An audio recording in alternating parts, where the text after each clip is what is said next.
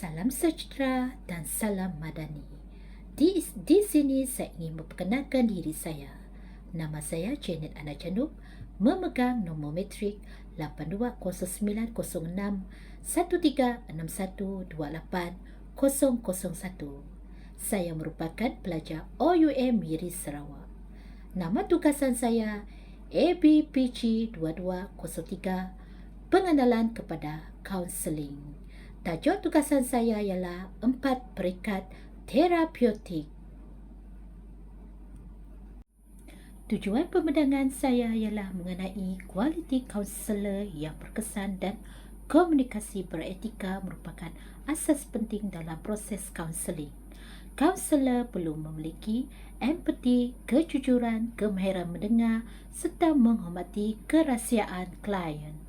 Komunikasi yang beretika membantu membina kepercayaan, mewujudkan hubungan terapeutik yang positif dan memastikan intervensi dijalankan secara profesional serta berkesan. Di sini saya ingin menerangkan pengenalan kaunseling. Kaunseling ialah proses bantuan profesional yang bertujuan membantu individu memahami diri, mengenal pasti masalah serta membuat keputusan yang sesuai.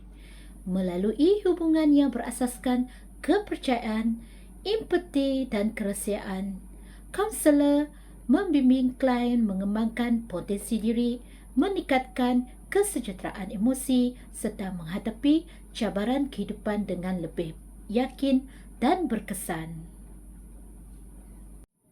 Di sini juga saya ingin menerangkan pengenalan terapeutik.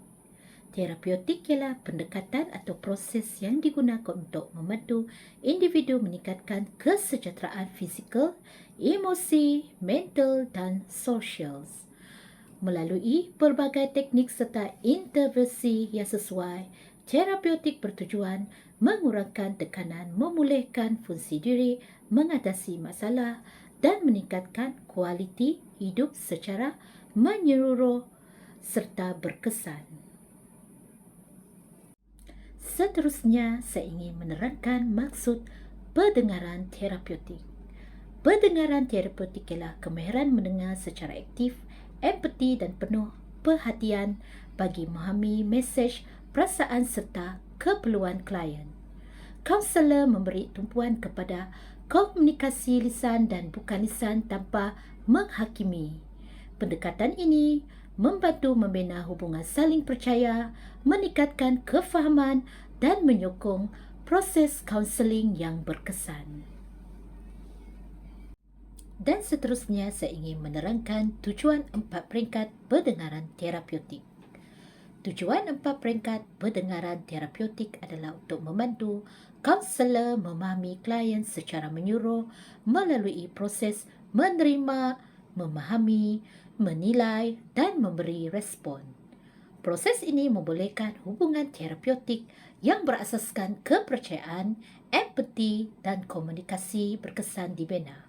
Selain itu, ia membantu mengenal pasti keperluan klien serta menyokong mereka membuat keputusan dan menyelesaikan masalah dengan lebih yakin.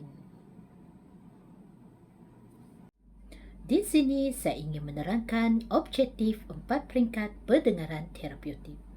Objektif 4 peringkat pendengaran terapeutik adalah untuk memastikan kaunselor mendengar secara aktif, memahami mesej dan emosi klien, membuat penilaian yang tepat serta memberikan respon yang empati dan sesuai. Proses ini membantu membina hubungan saling percaya, meningkatkan keberkesanan komunikasi serta memudahkan klien mencapai perubahan positif dan kesejahteraan diri. Di sini ingin saya kongsikan 4 peringkat pendengaran terapeutik.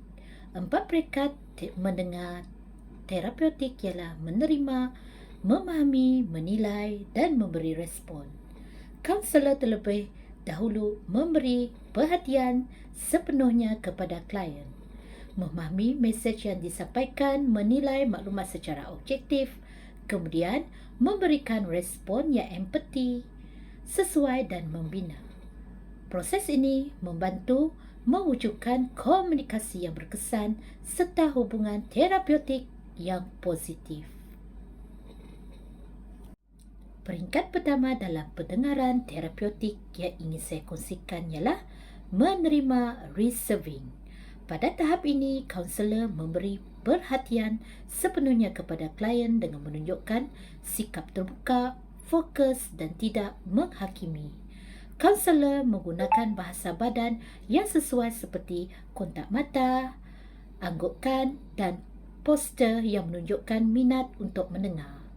Tujuannya adalah untuk memastikan klien berasa dihargai, selamat dan difahami sekaligus menggalakkan mereka berkongsi perasaan dan pengalaman dengan lebih terbuka.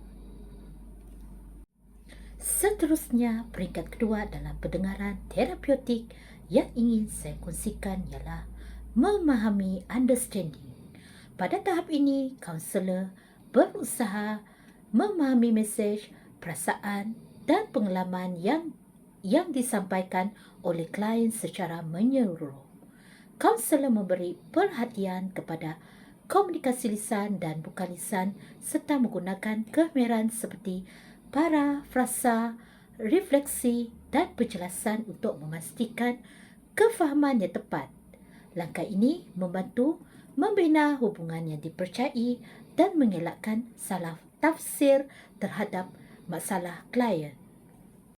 Dan seterusnya, peringkat ketiga dalam pendengaran terapeutik yang ingin saya kongsikan ialah menilai, evaluating. Pada tahap ini, kaunselor menganalisis maklumat yang telah diperoleh dengan teliti tanpa membuat andaian atau penghakiman. Kaunselor mengenal pasti isu utama, emosi, keperluan serta corak pemikiran klien berdasarkan fakta yang dikongsikan. Penilaian yang objektif membantu kaunselor memahami situasi klien dengan lebih mendalam sebelum menentukan tindak balas atau intervensi yang sesuai. Peringkat yang terakhir atau peringkat keempat dalam pendengaran terapeutik yang ingin saya kongsikan ialah memberi responding. Pada tahap ini, kaunselor memberikan maklum balas yang sesuai berdasarkan kefahaman dan penilaian terhadap situasi klien. Respon disampaikan secara empati, ikhlas dan tidak menghakimi melalui teknik seperti refleksi, parafrasa, peneguhan dan soalan terbuka. Pendekatan ini membantu klien berasa difahami, meningkatkan keyakinan diri serta menggalakkan penerokaan dan penyelesaian masalah secara berkesan. Berikut ialah rumusan peringkat pendengaran terapeutik. Rumusannya, peringkat pendengaran terapeutik memainkan peranan penting dalam memastikan proses kaunseling berjalan dengan berkesan. Melalui proses menerima, memahami, menilai dan memberi respon, kaunselor dapat memahami keperluan serta emosi klien secara tepat. Kemahiran ini membantu membina hubungan terapeutik yang kukuh, meningkatkan kepercayaan dan menyokong kesejahteraan serta perkembangan positif klien. Berikut ialah kesimpulan peringkat pendengaran terapeutik. Kesimpulannya, pendengaran terapeutik merupakan kemahiran penting dalam proses kaunseling yang membantu kaunselor memahami klien secara menyeluruh. Melalui peringkat menerima, memahami, menilai dan memberi respon, hubungan saling percaya dapat dibina. Kemahiran ini meningkatkan keberkesanan komunikasi, memudahkan penyelesaian masalah serta menyokong kesejahteraan dan perkembangan positif klien. Berikut adalah sumber rujukan tugasan saya. Sekian saja daripada saya. Semoga pembedakan saya bermanfaat. Terima kasih. Jumpa lagi. Bye.